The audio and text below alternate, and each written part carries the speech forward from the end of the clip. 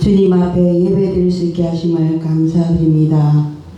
이 새벽기도를 통해서 영적으로 더욱 성장되고 하나님 나라를 허락받는 인생이 되게 하소서.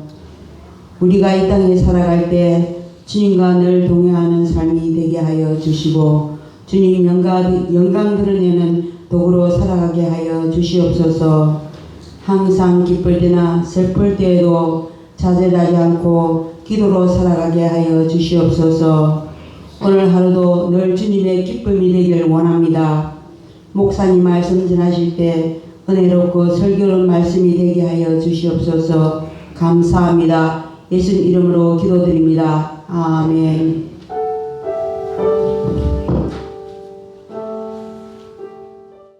하나님 말씀 마태복음 5장 8절 9절입니다.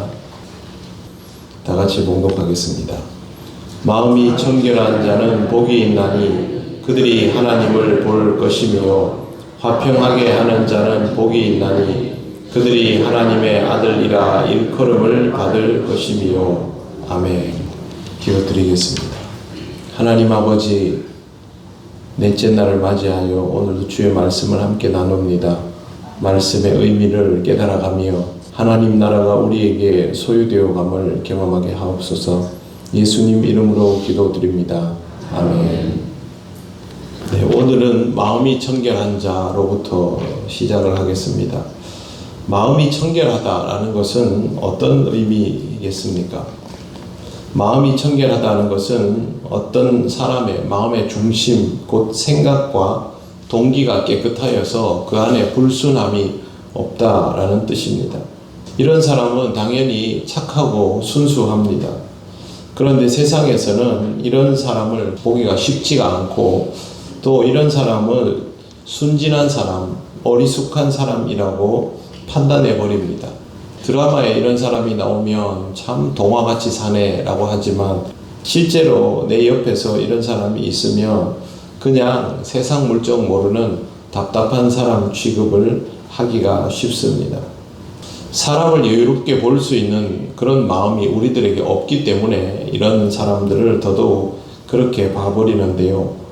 이런 것은 그냥 우리 마음대로 착하게 봐야지, 여유롭게 봐야지 라고 한다고 해서 되는 것은 아닙니다.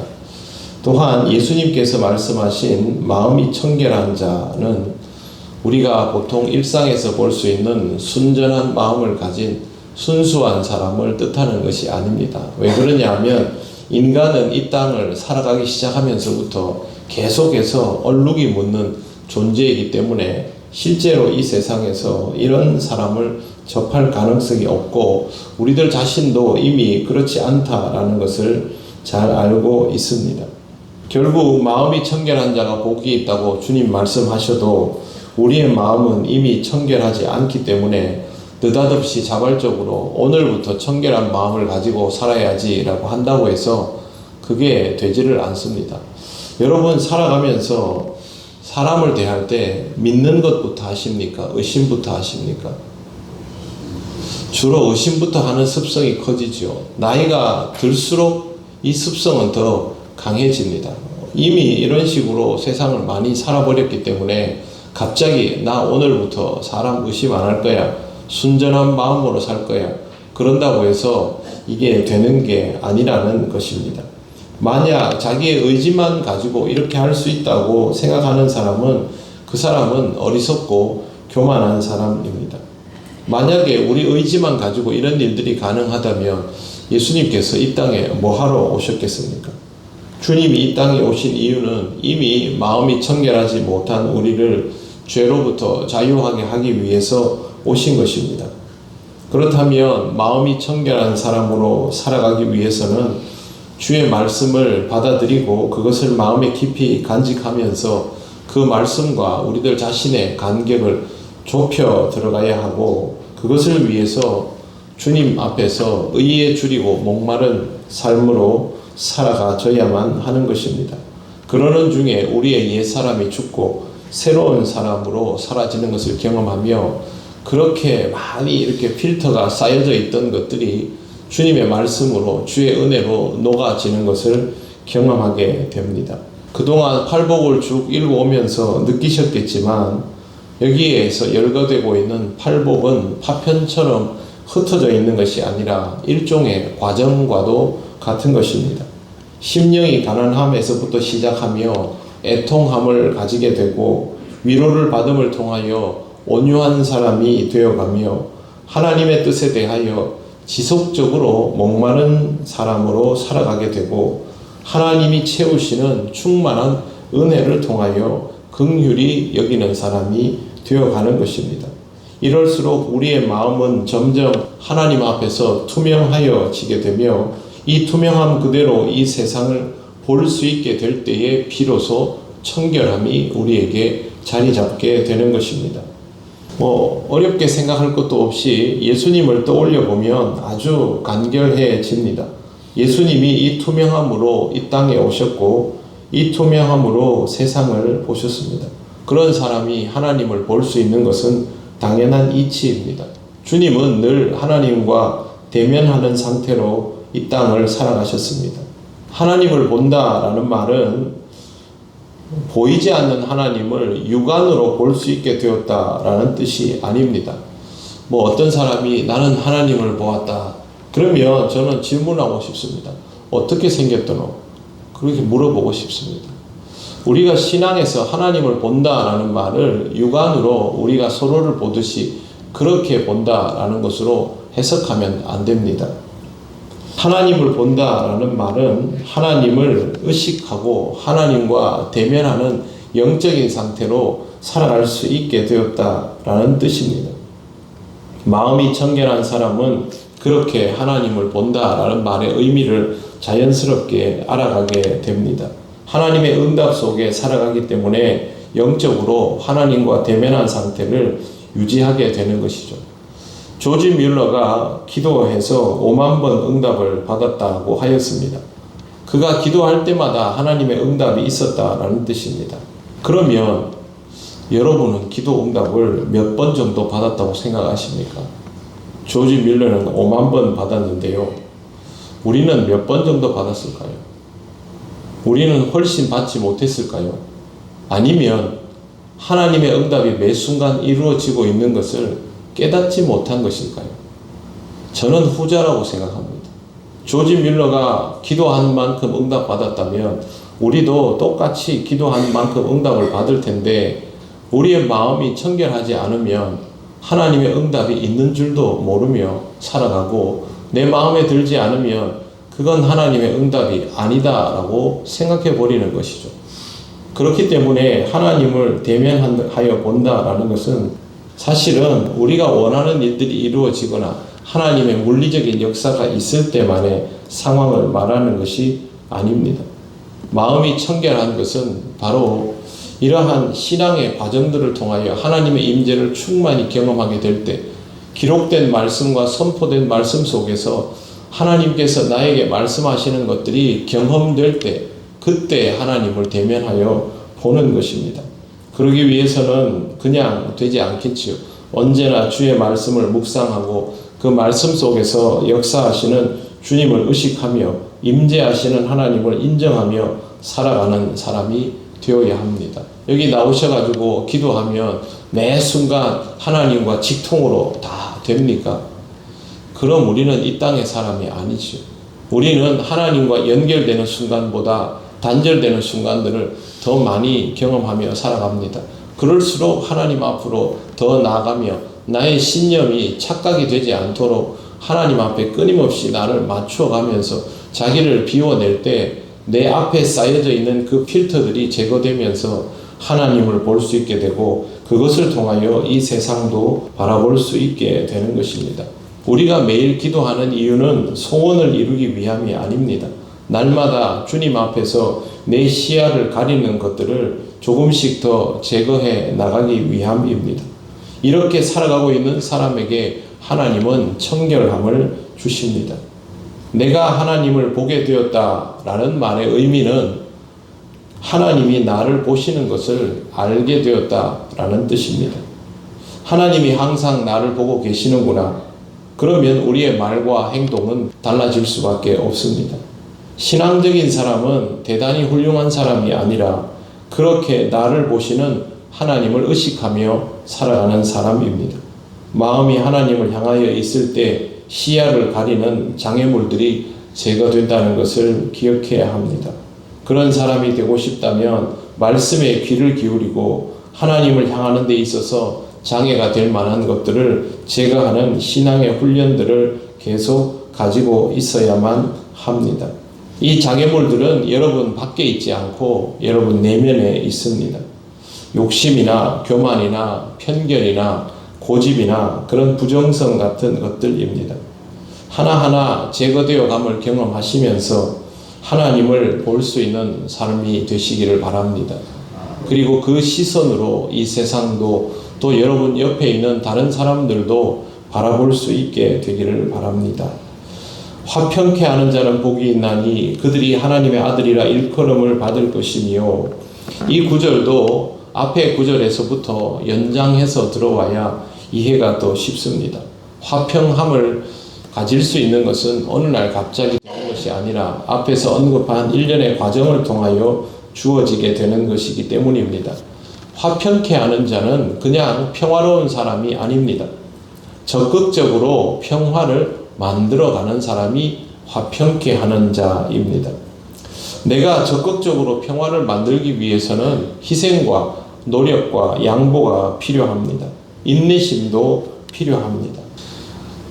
동독과 서독이 통일하는 과정에서 독일 보수당인데요, 기민련과 기사련이 불법 정권인 동독을 정당화하고 통일에 대한 기본법을 무력화하며 전 독일에 관한 4개 주변에 있는 국가의 권한과 책임을 약화하는 것이 된다. 지금 이렇게 통일을 하면 결과적으로 그렇게 돼버리기 때문에 안 된다. 이런 조약은 행하면 안 된다라고 맹비난을 했습니다.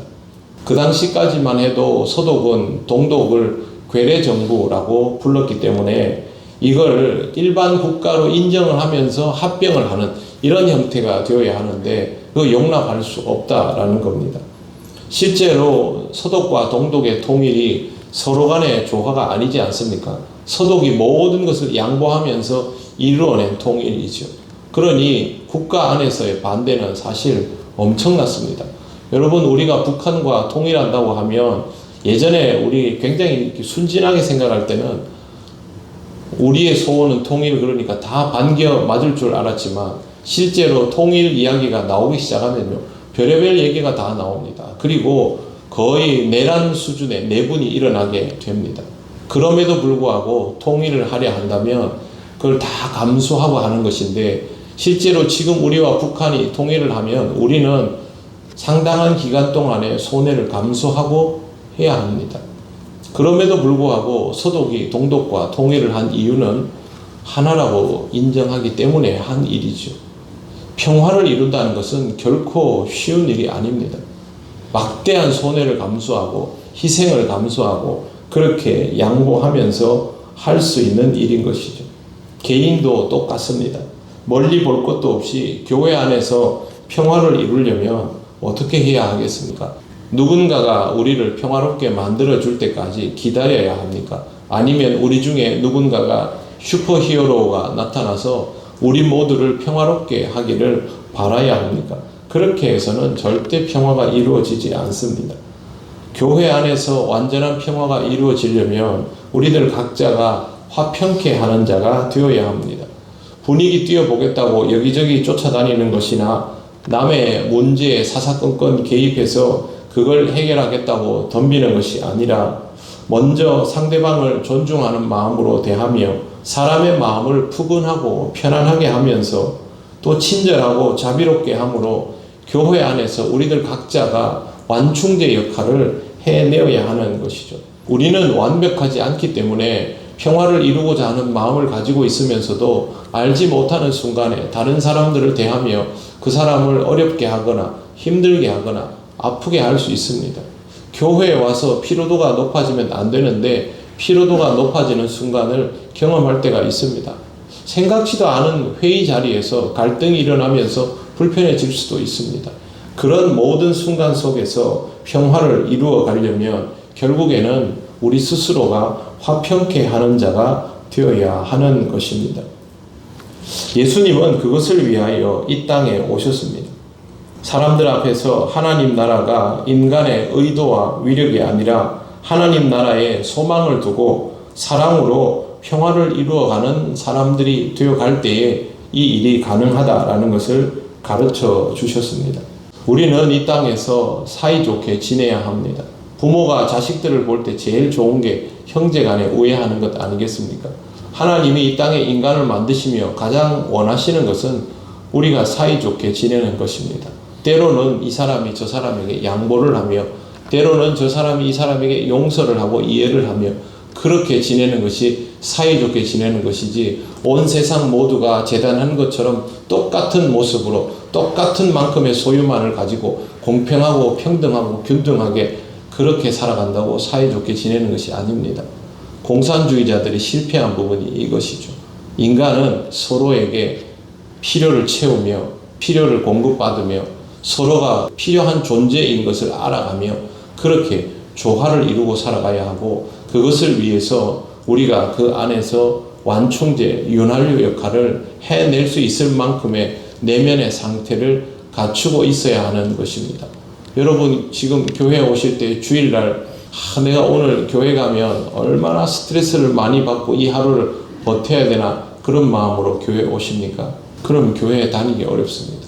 그게 아니라 오늘 교회 가면 사역도 해야 되고 힘들고 어려운 일도 있을 것이고 또 때로는 우리 사이에 의견이 안 맞을 때도 있겠지만 그러나 내가 하나님 앞에서 사람들과 함께 모여 예배를 드리고 성도의 교제를 나누면 그 어렵고 힘들고 불편한 것들이 하나님의 은혜로 해소받고 또 내 옆에서 동역해주는 사람들을 통하여 힘을 얻고 나를 위해서 기도해주는 사람들을 통해서 고마움을 느끼고 그런 마음으로 교회에 오지 않습니까?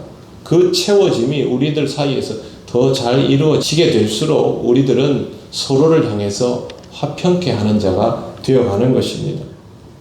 화평케 한다라는 이 말의 의미를 잘 보아야 합니다. 제가 이 구절을 똑같은 내용이지만 다르게 한번 읽어보겠습니다. 화평케 하지 못하는 자는 복이 없나니 하나님의 아들 딸이라 일컬음을 받지 못할 것이며 성경 구절과 다른 내용입니까? 똑같은 내용이지요. 화평케 하는 자는 복이 있나니 하나님의 아들이라 일컬음을 받을 것이며 그러면 화평케 하지 못하는 자는 복이 없나니 하나님의 아들 딸이라 일컬음을 받지 못할 것이며 아닙니까? 그래서 우리는 이 말씀을 가볍게 흘려보내면 안 되는 것입니다. 그냥 나 혼자 교회 와서 신앙생활 혼자 잘하고 집에 가면 되지. 그게 아니라 우리 스스로 화평케 하는 자가 되기 위해서 적극성을 가져야 합니다. 우리를 통해서 나를 통해서 이 공동체 안에서 평화를 이루어갈 수 있는 사람이 되어야 합니다. 주여 나를 평화의 도구로 써주소서 이런 마음이어야만 한다라는 것입니다. 화평케 하는 자는 예수님께서 의도적으로 사용하신 표현입니다. 유대의 열심 당원들이 화평을 빌미로 폭력적인 방법으로 세상을 변화시키려 했는데 그걸 빗대어서 예수께서 하신 말씀입니다. 내가 주도하고 내가 승리해서 내가 권력을 장악해서 평화를 이룬다. 그거는 평화가 아닙니다. 함께 살아갈 수 있고 서로를 존중하고 인정함을 통해서 우리의 부족함들이 여전한 중에도 조화를 이루는 것이 화평함입니다. 공동체 안에서 이 일들을 이루어가며 신앙의 훈련들을 거듭해 나가시기를 바랍니다. 신앙은 좋은데 이런 건 잘 못한다가 아니라 이런 것들을 통하여 우리의 신앙이 결정된다는 것을 먼저 인정하며 화평케 하는 자로 살아갈 때에 우리 안에 평화가 더욱 선명하여지고 그것을 통하여 이 교회를 우리 교회를 찾는 모든 사람들이 주님의 몸된 교회를 통하여 평화를 체험하는 은혜를 누리게 될 것입니다.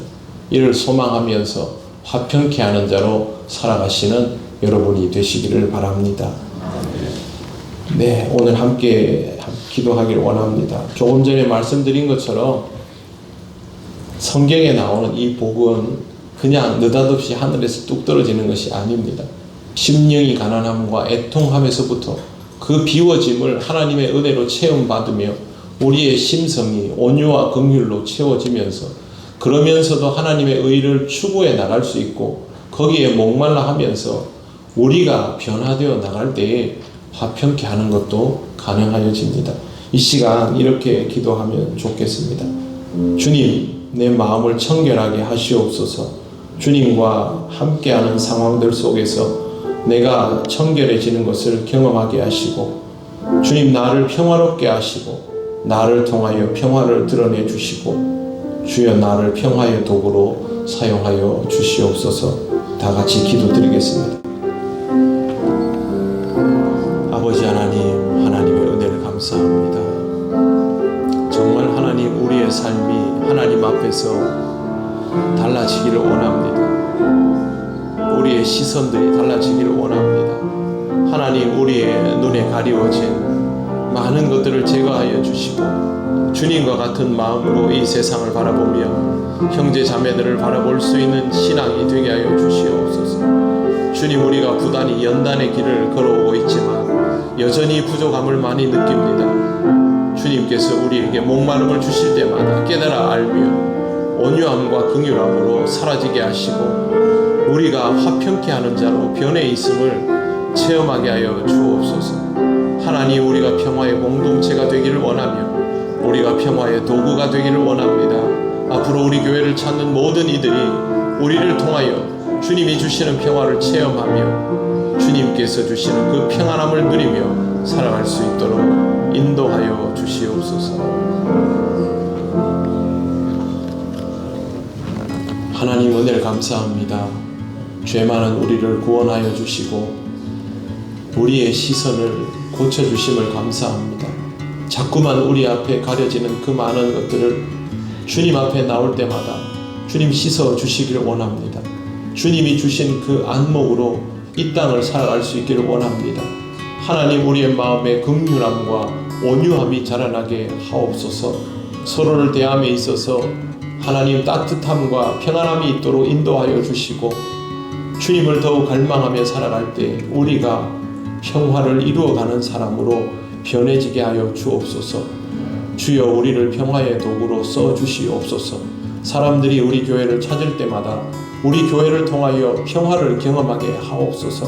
이 세상에서 지치고 상한 심령들이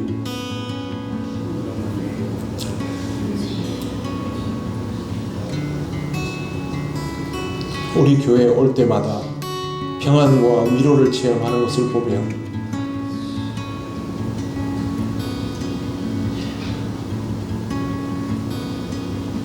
우리도 함께 은혜 받았습니다. 하나님, 앞으로도 이런 일들이 우리를 통하여 일어나게 하시고 우리가 주님의 놀라운 은혜로 변화되어서 평화의 도구로 쓰임받을 수 있다고 알게 하시고 보여주시니 감사합니다. 더욱 평화의 도구로 쓰임받을 수 있도록 우리가 서로를 아끼고 사랑하며 우리 안에 평화를 이루어가며 사람들을 품어갈 수 있는 화평케 하는 자로, 화평케 하는 교회로 살아가게 하여 주옵소서. 하나님, 우리에게 그 놀라운 은혜를 이미 주셨고 또 더욱 주실 줄을 믿사오며 예수님 이름으로 기도드립니다. 아멘. 우리 주 예수 그리스도의 크신 은혜와 하나님 아버지의 놀라우신 사랑과 성령님의 교통하시고 인도하여 주시니 청결한 심령으로 이 땅을 살아가며 평화를 이루기 위하여 더욱더 주를 닮아가기를 원하는 우리 통영교회 모든 성도들 위해 영원토록 함께 하시기를 간절히 축원하옵나이다. 아멘.